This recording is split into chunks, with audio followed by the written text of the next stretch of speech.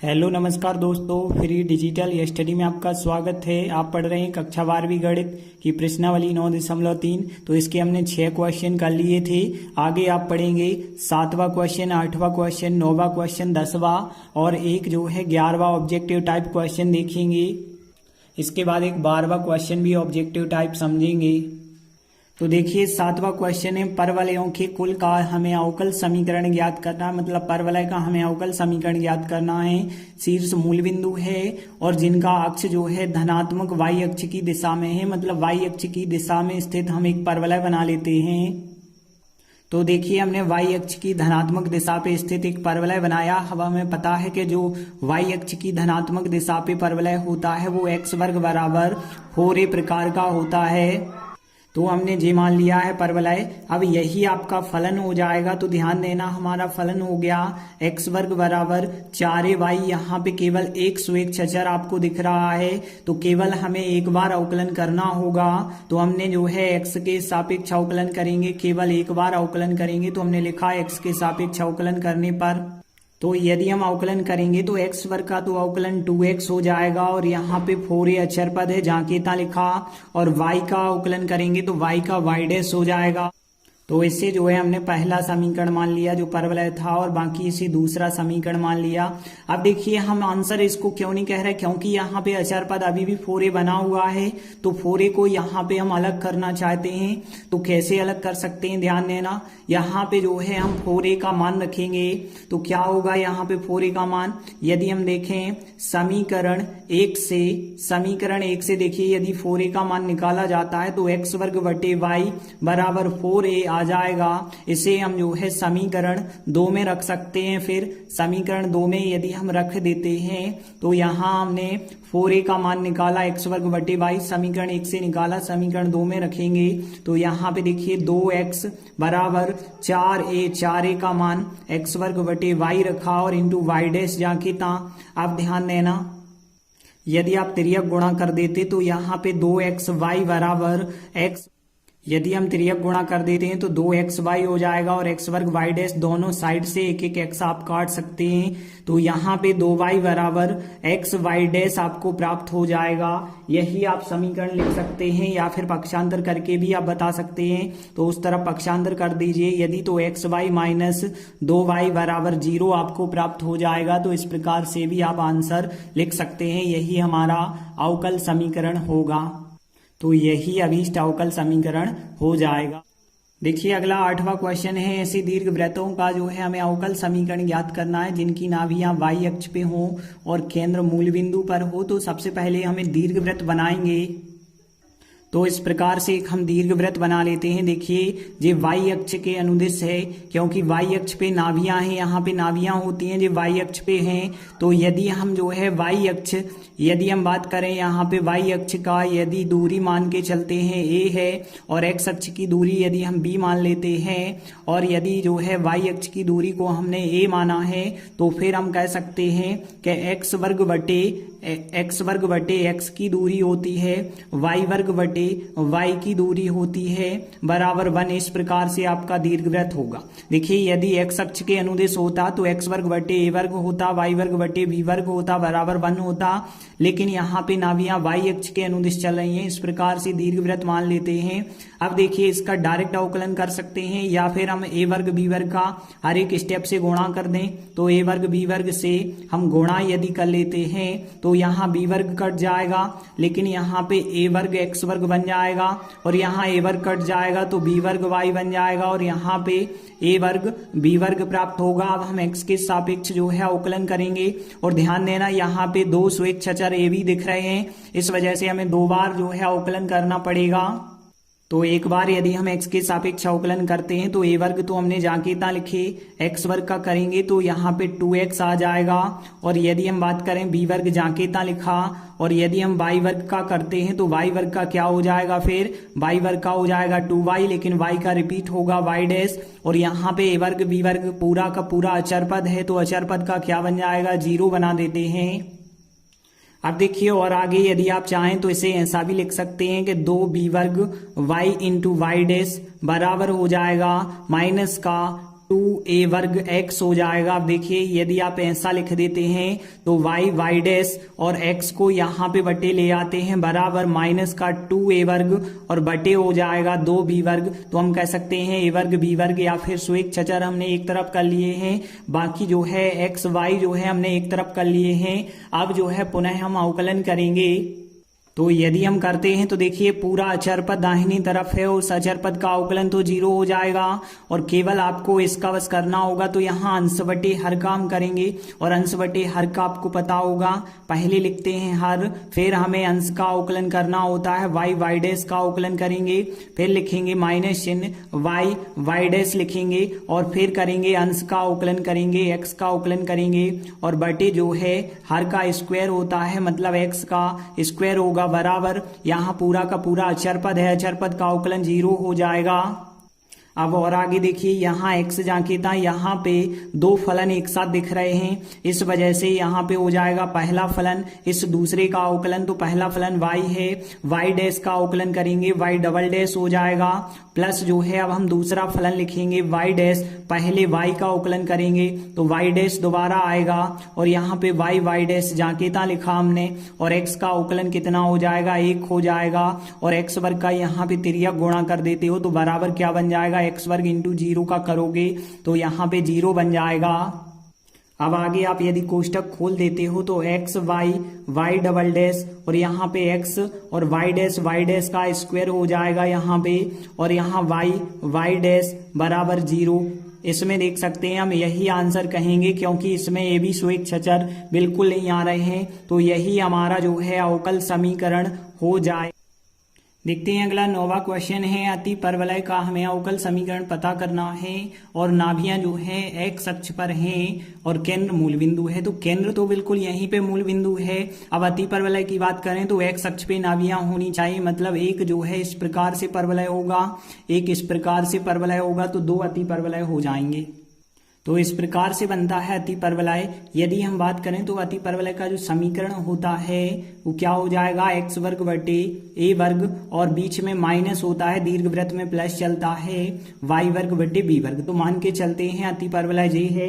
अब देखिए यहाँ पे a वर्ग b वर्ग का हमने पिछले सवाल में भी गुणा किया था, तो इसको भी हम गुणा करके सरल समीकरण बना लेते हैं। तो a वर्ग यहाँ पे कट जाएगा लेकिन b वर्ग का x से गुणा हो जाएगा, b वर्ग x और यहाँ पे जो है b वर्ग कट जाएगा, a वर्ग का y से हो जाएगा तो a वर्ग y वर्ग आ जाएगा और a वर्ग b वर्ग का 1 से हो जाएगा तो a वर्ग b वर्ग। अब हमें क्या करना होगा, दो स्वेच्छचर हैं a और b, इसलिए दो बार अवकलन करना होगा।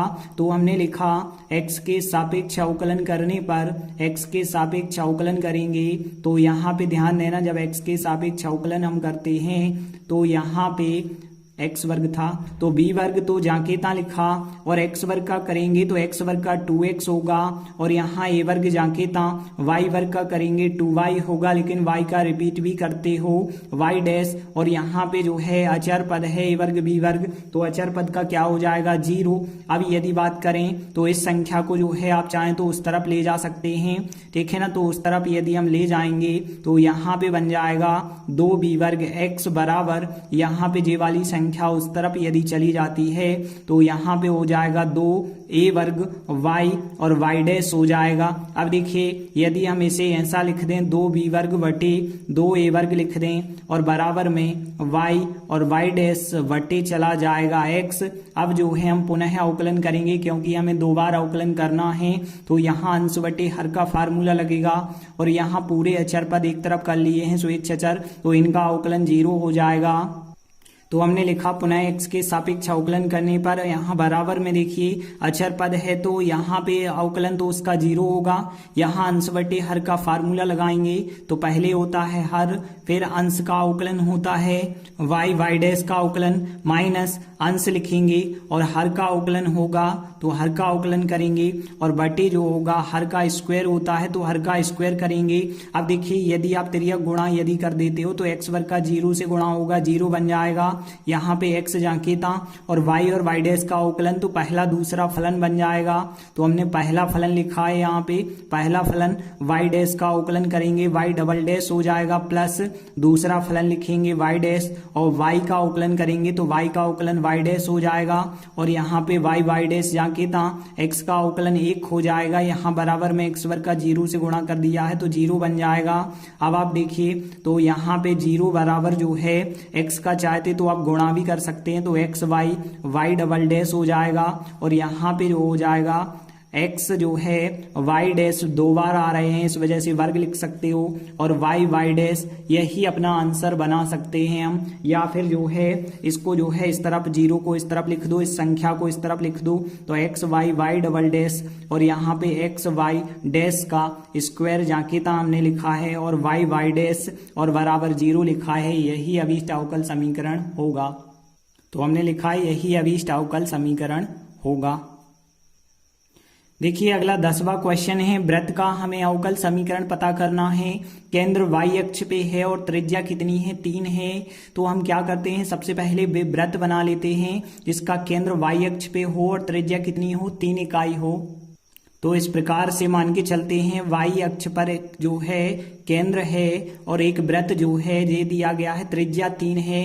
तो यहाँ के निर्देशांक जरूरी नहीं है कि 3 0 होंगे, क्योंकि यदि यहाँ से यहाँ तक की दूरी मान के चलते हैं b है तो फिर यहाँ के निर्देशांक हो जाएंगे 0 b, तो वृत्त का केंद्र 0 b हो जाएगा और त्रिज्या चल रही है, वृत्त की जो त्रिज्या है वो 3 है। तो वृत्त का समीकरण निकाल देते हैं।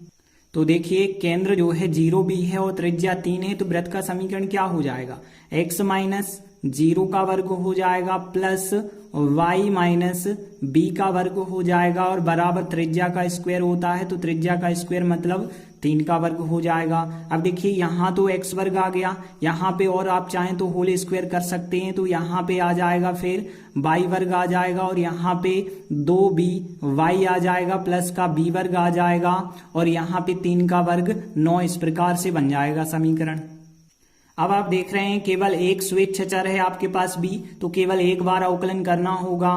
तो हमने लिखा x के सापेक्ष अवकलन करने पर, x के सापेक्ष अवकलन करने पर, अब x के सापेक्ष हम केवल एक बार अवकलन कर पाएंगे। एक बार इसलिए क्योंकि एक स्वेच्छ चर है, x वर्ग का तो 2x हो जाएगा और y वर्ग का करेंगे 2y हो जाएगा, बस यहाँ y का रिपीट करेंगे y डैश और यहाँ पे 2b अचर पद है जाके ता और y का करेंगे तो y डैश होगा और जो है यहाँ अचर पद अकेला है 0 हो जाएगा और यहाँ पे बराबर 9 का भी करेंगे तो क्या हो जाएगा 0 हो जाएगा। अब देखिए यहाँ पूरे में हम 2 से भाग भी अभी दे सकते हैं, तो 2 से यदि भाग दिया जाए तो यहाँ x बचा होगा, यहाँ पे y y डैश बचा होगा और यहाँ पे b y डैश बचा होगा बराबर 0 हम कह सकते हैं। अब देखिए इसे हम आंसर बिल्कुल नहीं कह सकते क्योंकि इसमें b आ रहा है, तो b को आप अलग करेंगे तो अलग कैसे किया जाएगा, यहाँ पे y डैश यदि हम कॉमन ले लेते हैं तो यहाँ पे बचा होगा y माइनस b और बराबर जो है यदि हम इसका पक्षांतर कर देते हैं तो यहाँ माइनस का हो जाएगा। अब देखिए यहाँ पे y माइनस b बराबर हो जाएगा माइनस x बटे y डैश आ जाएगा और यदि हम दोनों पक्षों का स्क्वायर कर देते हैं तो y माइनस b का वर्ग बराबर आ जाएगा यहाँ x का वर्ग और यहाँ पे आ जाएगा y डैश का वर्ग और इसे समीकरण 2 बना लेते हैं और जो सवाल था उसे समीकरण 1 बना लेते हैं। इसका मान हमने क्यों निकाला, क्योंकि आप देख सकते हैं y माइनस बी का वर्ग इसमें है, तो y माइनस बी का वर्ग जो मान निकाला है उस मान को हम समीकरण 1 में रख देते हैं।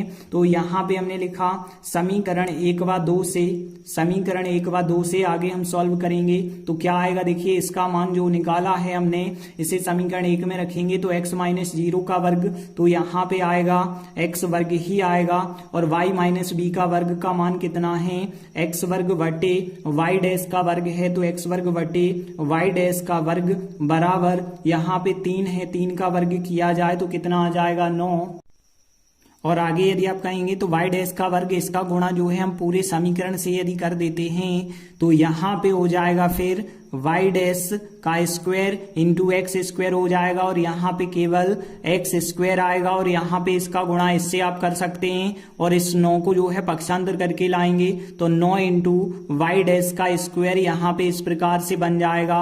अब आप देखिए यहाँ पे वाई डैश का स्क्वायर, यहाँ पे वाई डैश का स्क्वायर, तो वाई डैश का स्क्वायर यदि आप कॉमन कर देते हैं तो यहाँ पे बचा रहेगा एक्स वर्ग और यहाँ पे बचा रहेगा 9 और यहाँ पे जो एक्स वर्ग था वो जाके था लिखिए बराबर 0 और यही आपका आंसर हो जाएगा, यही अभीष्ट अवकल समीकरण होगा।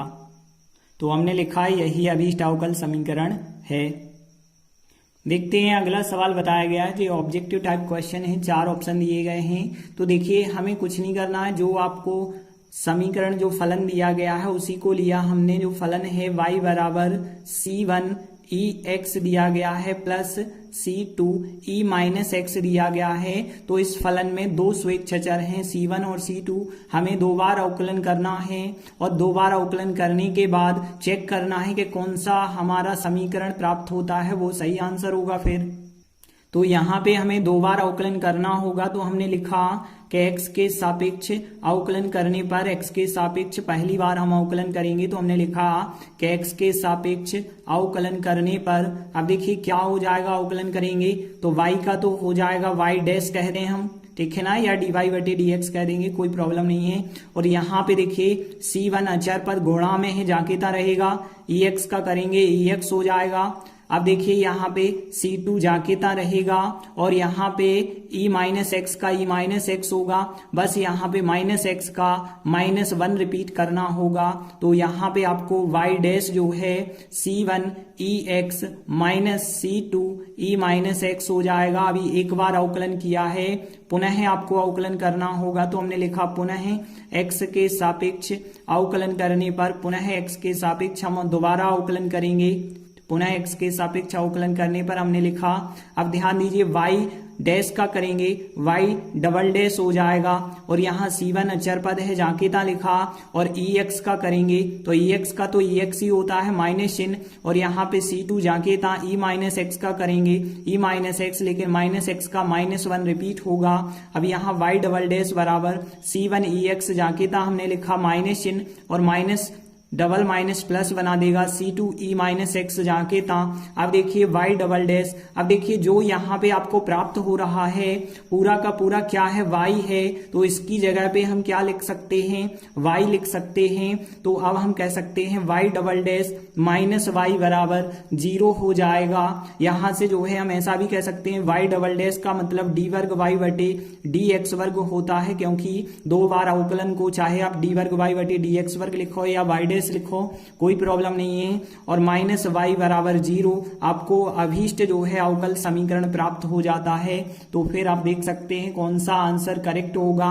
तो यहाँ पे देख पा रहे हैं आप कि बी नंबर का आंसर बिल्कुल करेक्ट हो जाएगा, डी वर्ग y बटे dx वर्ग माइनस y बराबर 0। तो बी नंबर का आंसर बिल्कुल राइट है। देख रहे हैं अगला विकल्प है, निम्नलिखित में से किस समीकरण का विशिष्ट हल जो है y बराबर x होगा। अब जो है अब सवाल आपको उल्टा दिया गया है कि एक आपको फलन तो पता है लेकिन इसका जो है समीकरण क्या होगा हमें ये पता करना है। तो देखिए जो हमें फलन दिया गया है उस फलन की बात करें y बराबर x। आप देख पा रहे हैं जितने भी आपके पास ऑप्शन हैं इनमें 2 बार अवकलन किया गया है, तो जो है इस फलन का हम 2 बार अवकलन कर लेते हैं। तो यदि हम जो है x के सापेक्ष अवकलन करेंगे, एक बार किया जाए तो फिर dy बटे dx होगा, और x का अवकलन करेंगे तो कितना होगा, 1 होगा। यदि आप पुनः अवकलन कर लेते हैं तो इसका d वर्ग y बटे dx वर्ग हो जाएगा और 1 का अवकलन क्या हो जाएगा, 0 हो जाएगा। तो इस प्रकार से आपके लिए 1 2 3 चीजें आपको प्राप्त हो जाती हैं। अब हम चेक करेंगे कि y का मान x और dy बटे dx का मान 1 और यहाँ पे d वर्ग y बटे dx वर्ग का मान 0 किस समीकरण को संतुष्ट कर रहा है, वही हमारा आंसर होगा। जैसे हम शुरुआत करते हैं पहले विकल्प से, तो यहाँ पे d वर्ग y बटे dx वर्ग का मान कितना रखा जाए, 0 माइनस x वर्ग हमने जाकेता लिखा है, और फिर यहाँ dy बटे dx का मान कितना रखिए, 1 रखिए, और यहाँ पे प्लस, और यहाँ पे x जाकेता हमने लिखा, और y का मान कितना है, y का मान जो है x ही रखना है, तो x रखा बराबर x आएगा क्या, तो यहाँ पे बिल्कुल नहीं आएगा, क्योंकि यदि आप सॉल्व करते हो तो यहाँ पे देखिए कि x वर्ग होगा माइनस का और यहाँ पे प्लस का x वर्ग बराबर x नहीं हो सकता है, क्योंकि यहाँ पे 0 बराबर x आ रहा है, तो पहला ऑप्शन तो गलत हो जाएगा। अब देखते हैं यदि हम दूसरा ऑप्शन चेक करते हैं तो यहाँ d वर्ग y बटे dx वर्ग का मान कितना है, 0 रखा, और प्लस जो है x रखा, और dy बटे dx का मान कितना रखना है, 1 रखा हमने, और यहाँ पे x जाकेता लिखा है और y का मान कितना है, x रखा है, बराबर x आता है कि नहीं आता, तो यहाँ पे आया x और यहाँ x वर्ग बराबर x नहीं आ रहा है, तो बी नंबर का आंसर भी सही नहीं होगा। अब हम सी नंबर वाले को चेक करते हैं, तो सी वाले को चेक करेंगे। डी वर्ग वाई बटे डी एक्स वर्ग का मान कितना रखना है, 0 रखना है, माइनस और यहाँ पे एक्स वर्ग हमने लिखा और यहाँ पे प्लस जो है डी वाई बटे डी एक्स का मान रखेंगे, 1 रखा जाएगा, तो 1 रखा और एक्स वाई, तो यहाँ पे एक्स लिखा और वाई की जगह वाई का मान क्या रख दो, एक्स रख दो, बराबर 0 आता है क्या, तो देख रहे हैं माइनस का एक्स वर्ग और यहाँ प्लस का एक्स वर्ग बराबर 0, बिल्कुल सत्य है क्योंकि ये तो कट गए, तो 0 बराबर 0 आपको मिल जाएगा, जो कि बिल्कुल सत्य है, मतलब सी नंबर का आंसर करेक्ट हो जाएगा। डी वाला ऑप्शन भी यदि चेक करते तो डी वर्ग वाई बटे डी एक्स वर्ग का मान 0 रखते हम और यहाँ पे प्लस का x रखते हो, डी वाई बटे डी एक्स का मान 1 रख देते और यहाँ पे x जाके था y की जगह पे कितना रखते, x रखते बराबर 0, तो यहाँ पे x प्लस एक्स वर्ग बराबर 0 आता और यहाँ पे जो आंसर आ रहा वो भी आंसर जो है नहीं कट रहा है, तो फिर हम कहेंगे ये भी गलत है, तो केवल आपका सी नंबर का आंसर जो है करेक्ट आंसर हो जाएगा।